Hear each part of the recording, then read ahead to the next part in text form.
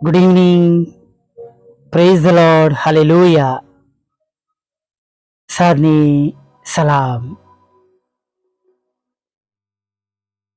ફરી એકવાર આપણા પ્રભુનું પવિત્ર નામ લેવાના માટે આપણે તેમની આગળ નમી શક્યા છે, નહીં? ચોક્કસ પ્રભુનું વચન આપણને કહે છે, કેમ કે નિશ્ચય બદલો મળવાનો છે અને તારી આશા રદ જશે નહીં. હાલેલુયા. Praise the lord. જેમ પ્રભુનું વચન છે એ પ્રમાણે પ્રભુનું વચન પૂરું થયા વગર રહેશે નહીં. હાલેલુયા. ઘણી બધી વખત ઈશ્વરની આધીનતામાં,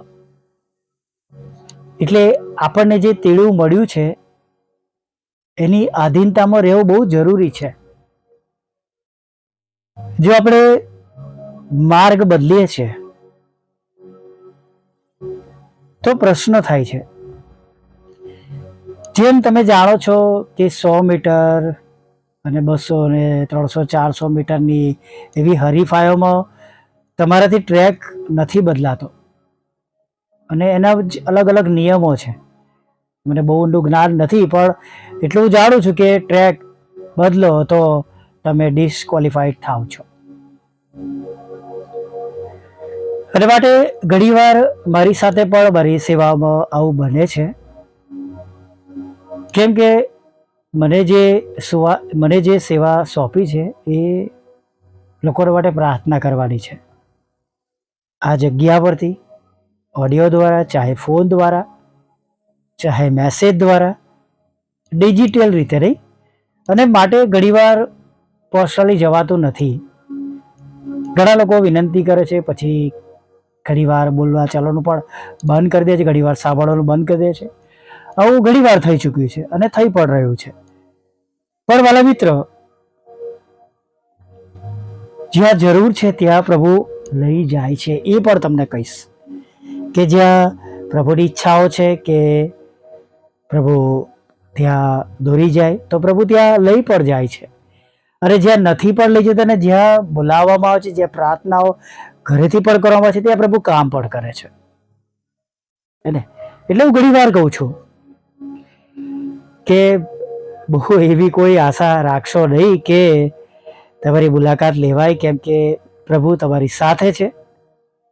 અને હા, જ્યાં પ્રભુ એવો સમય અનુકૂળ આપે છે ત્યાં જઈએ પણ છે, જ્યાં પ્રભુની દોરવણી મળે છે, જ્યાં સમય મળે છે, સંજોગો મળે છે, અને ત્યાં પ્રભુના મોટા મોટા કામો પણ થાય છે. પણ એનો મતલબ એવો નથી કે ત્યાં કોઈક જગ્યા પર પહોંચીશું તો જ પ્રભુના કામો થશે, નહીં?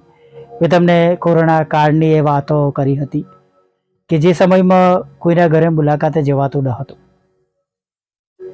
અરે એક જુવાન દીકરી એ સમયમાં તો એ 12મા ધોરણમાં હતી. આજે તો કદાચ એના લગ્ન પણ થઈ ગયા હોય એવું વિશ્વાસ સાથે કહી શકું છું, કેમ કે એ સમયે જ એ ધોરણ 12ની પરીક્ષા આપવાની હતી, નહીં? અને 2019ની વાત છે અને આજે 2026માં આપણે ચાલી રહ્યા છે. એવું કહેવાય છે કે અશુદ્ધ આત્મા માટે જ્યાં હોય ત્યાં તમારે પર્સનલી જવું પડે, નહીં? અને ત્યાં તમારે ઘણી પ્રાર્થનાઓ કરવી પડે. ઘણી વખત આખો દિવસ નીકળી જાય એવું અમે જોયું છે. ઘણીવાર આખો દિવસ પણ નીકળી જાય, ઘણીવાર સ્તુતિ આરાધના દ્વારા પ્રભુ કાર્ય કરે, ઘણીવાર 2-3 દિવસ સુધી પણ પ્રાર્થનામાં સતત રહેવું પડે, અને ઘણીવાર શબ્દો બોલવા દ્વારા પણ પ્રભુના નામમાં કાર્ય થયું છે. હાલેલુયા. જેવા સમય અને જેવો સંજોગ એવા સમયમાં પ્રભુએ કાર્ય કર્યું છે. અરે જુવાન દીકરી એ સમયમાં એના ઘરે હતી. રાત્રે 8 વાગ્યા પછી ક્યાંય જવાતું ન હતું. હવે લોકોએ કોન્ફરન્સ કોલ કર્યો. હા, મારી ટીમ સાથે હવે કોન્ફરન્સ કોલ કર્યો. એ દીકરીને પણ વિડીયો કોલ પર લીધી. અરે તમને ડરાવતી હોય, બીવડાવતી હોય એવા ફેસીસ થાય. એના પિતા બિચારા ચિંતા કરતા હતા, કહેતા હતા કે મારી નાની દીકરીઓ, નાના દીકરાઓ, મારા ભાઈના, અમે બધા ફેમિલી સાથે રહીએ છીએ, સપરિવારે છે. એમાં નાના બાળકો છે, બીવે છે અને બીવડાવે છે, અને ઘણી બહેનો પણ કે બી ગઈ છે. તેમની પ્રથમ આજીજી તો એ જ હતી કે તમે ઘરે આવો. અને મેં કહું આપણે જે દેશમાં રહીએ છીએ તેના કાનૂનને પણ આપણે માન આપવાનું છે, અને આપણે કોઈ પણ રીતે એવો કોઈ નિયમ નહીં તોડીએ જેના લીધે આપણે કોઈ બાબતને માટે ગુનેગાર ઠરીએ નહીં. અને આપણે પ્રાર્થના કરીશું. અને ત્યાં પ્રાર્થના કરવામાં આવી અને પ્રભુએ અદ્ભુત કામ કર્યું. અને એ દીકરીમાંથી એ અશુદ્ધ આત્મા નીકળી ગયો, અને બહુ સરસ રીતે તેણે કોલેજ પણ પાસ કરી. ત્યારબાદ કોઈ તેના સમાચાર નથી, પણ પ્રભુએ બહુ મોટા કામો કર્યા. એક વખત એવું પણ હતું કે એક સેવકની સાથે હું શરૂઆતના સમયમાં જોડાયેલો હતો, અને તેમના પ્રેયર સેન્ટરમાં મારો નંબર તેમણે મૂક્યો હતો, છેલ્લે મૂક્યો હતો કે કદાચ કોઈનો ના લાગે તો લાસ્ટમાં તેમના પત્નીનો, પછી તેમની દીકરીનો, અને લાસ્ટમાં મારો નંબર હતો. પણ કંઈક એવું બન્યું છાપવામાં કે મારો નંબર બીજો થઈ ગયો. અને ઘણી વખત ઘણા બધા ફોન આવતા, જ્યારે સેવક વ્યસ્ત હોય ફોન ના ઉઠાવતા, અને એ સેવકનું નામ તેઓ આપતા. હું કહેતો કે ભાઈ હું એ નથી, તમે એમનો નંબર આ છે. ફરી પાછો તેમનો ફોન આવતો કે તેઓ ફોન નથી ઉઠાવતા, અને તમે અમારા માટે પ્રાર્થના કરો. અને ફોન પર અશુદ્ધ આત્માથી લઈને તેમના જાનવરો માટે, તેમના ઘર માટે, કુટુંબ માટે, બંધનો માટે, રૂકાવટો હોય તેના માટે, બંધ દરવાજો ખુલે તેના માટે, લગ્નના આશીર્વાદ માટે, અને એવી ઘણી જટિલ સમસ્યા, લડાઈ ઝઘડા માટે, બાળક ધનને માટે, જોબને માટે, અને એવા અનેક ઘણા કામોને માટે, બાબતોને માટે પ્રભુએ ફક્ત ફોન દ્વારા તે સર્વના જીવનોમાં કામ કર્યા છે. Hallelujah, praise the lord. આપણે વિશ્વાસ રાખવાનો છે, એ વિશ્વાસ કે જે એ લશ્કરી અમલદારે રાખ્યો કે તમે શબ્દ બોલો. Praise the lord. શબ્દ બોલો અને કાર્ય થશે. આજે પણ વિદેશોમાં જ્યારે અમે ફોન દ્વારા પ્રાર્થના કરીએ છીએ, જ્યારે ફોન દ્વારા હું પ્રાર્થના કરાવું છું, ત્યારે પણ પ્રભુ ત્યાં કામ કરે છે. હાલેલુયા. મારી ટીમ દ્વારા કામ કરે છે, પણ પ્રભુ કામ કરે છે ભલા મિત્રો. માટે એવી બાબતો જે દુઃખી કરે, એવા નકારાત્મક વિચારો દ્વારા શૈતાન જય પામે, એવા વિચારોથી દૂર રહીએ કે કોઈ વ્યક્તિ મારા ઘરે જ આવે અને ત્યાંથી જ મારા માટે પ્રાર્થના કરે. કેમ કે આપણા ઈશ્વર સર્વવ્યાપી ઈશ્વર છે. તે આપણી સાથે છે, આપણી સંભાળ લે છે, આપણી કાળજી લે છે.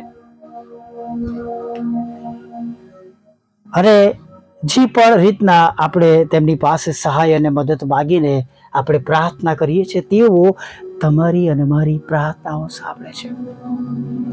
તેઓ તમારી અને મારી પ્રાર્થનાને કદી અવગણના કરતા નથી. Praise the lord. હાલેલુયા. પ્રભુની સ્તુતિ કરીએ, પ્રભુનો આભાર માનીએ. અને કદાચ મારાથી અથવા મારી ટીમ વતી તમારા હૃદયને દુઃખ પહોંચ્યું હોય કે અમે આવી શક્યા નથી, તો ક્ષમા કરશો. પણ તમારા ઘરોમાં જે તે પ્રશ્નો, મુશ્કેલીઓ છે એ પ્રભુ નક્કી દૂર કરનાર છે. આમીન. આવી જ્ઞાનની પ્રાર્થના સાથે સાંજના સમયમાં જીવતા ઈશ્વરની આગળ નમી જઈએ. Praise the lord.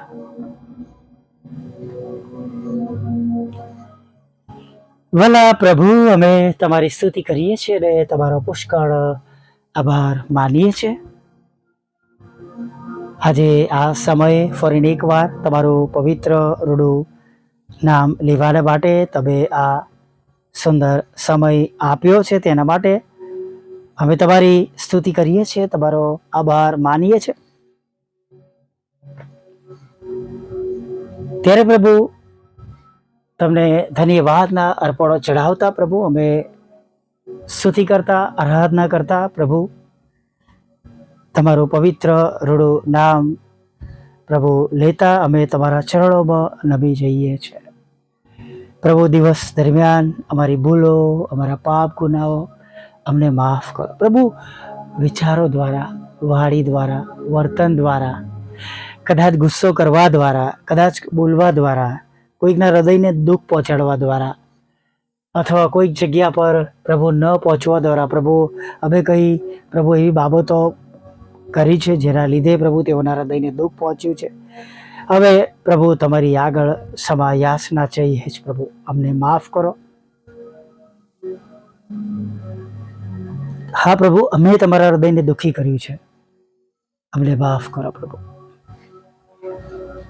અમને શુદ્ધ કરો, પવિત્ર કરો અને નવો અને તાજો અભિષેક આપો પ્રભુ.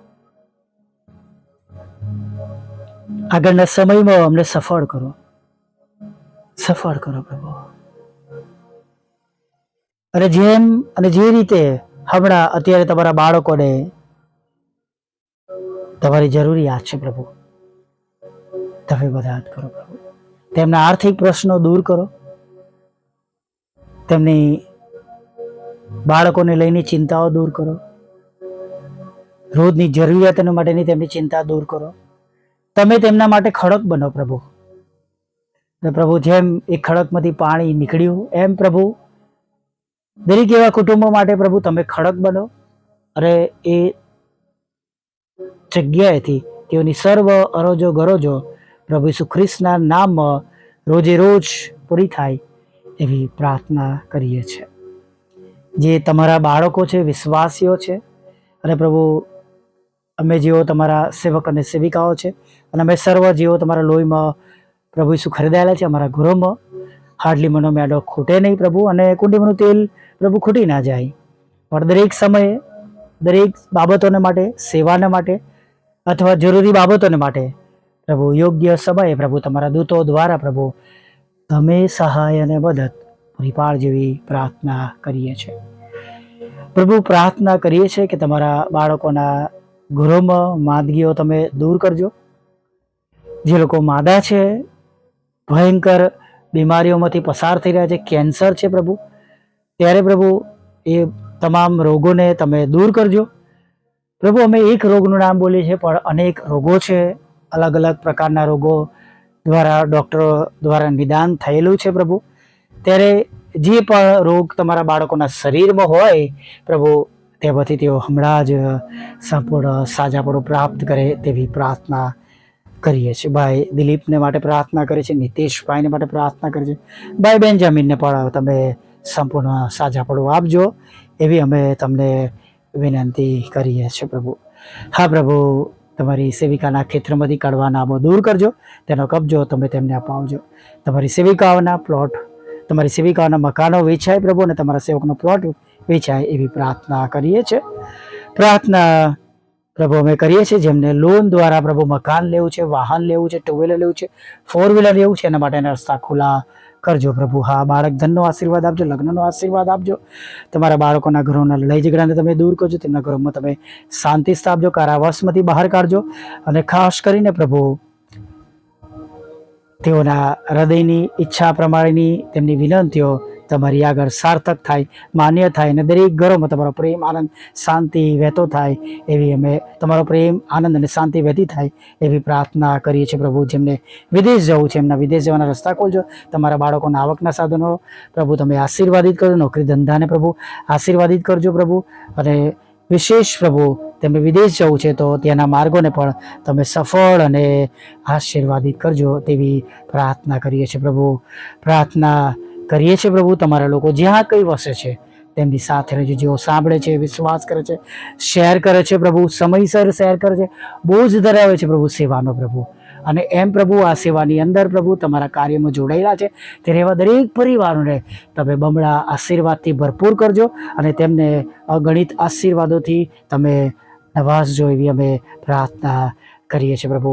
ખાસ પ્રભુ અમારી ભૂલો પાપ ગુનાને માફ કરજો, અને આજે જે કંઈ મિનિસ્ટ્રી દ્વારા અમે વાવ્યું છે પ્રભુ એને તમે સફળ કરજો પ્રભુ પિતા. અમારા સતાવનારાના હૃદયોને તમે બદલી નાખજો પ્રભુ, અને જેઓ પ્રભુ અત્યારે પ્રભુ અમને સહાય કરે છે, મદદ કરે છે, અમારા પ્રાર્થના કરે છે, તેમને બમણા આશીર્વાદથી ભરી દેજો પ્રભુ. મિનિસ્ટ્રી માટે પ્રભુ એક સ્ત્રોતની જરૂર છે પ્રભુ, એવા લોકોની જરૂર છે, પ્રાર્થના કરે, મદદ કરે, અમારી સાથે ઉભા રહે, ત્યારે એવા લોકોને પ્રભુ તમારી કૃપા દ્વારા તમે મોકલી આપજો પ્રભુ, એવી પ્રાર્થના કરજો. વાહન માટે પ્રભુ એક એવો રસ્તો ખુલ્લો પડો પ્રભુ, કે પ્રભુ એ વાહનની જોગવાઈ જરૂરિયાત પ્રભુ તમારા દૂતો દ્વારા અમને પૂરી પાડવામાં આવે, જે અમારા માટે અશક્ય છે પણ તમને બધું શક્ય છે પ્રભુ. ત્યારે એના માટે પણ અમે તમને વિનંતી કરીએ છીએ પ્રભુ. વિધવો, વિધવા બહેનો, અનાથો, મનબુદ્ધિ લોકો, માનસિક રોગીઓ, અને પ્રભુ તમે વિકલાંગોની પણ સાથે રહેજો, અને આ સમયની દરેક જરૂરિયાત પૂરી પાડજો, તંદુરસ્ત રાખજો, મુસાફરીમાંથી સલામત ઘરે લાવજો, દરેકની સેવાઓને તમે આશીર્વાદિત કરજો, પાપોની ક્ષમા કરજો, રાત્રિની મીઠી નિંદ્રા આપજો,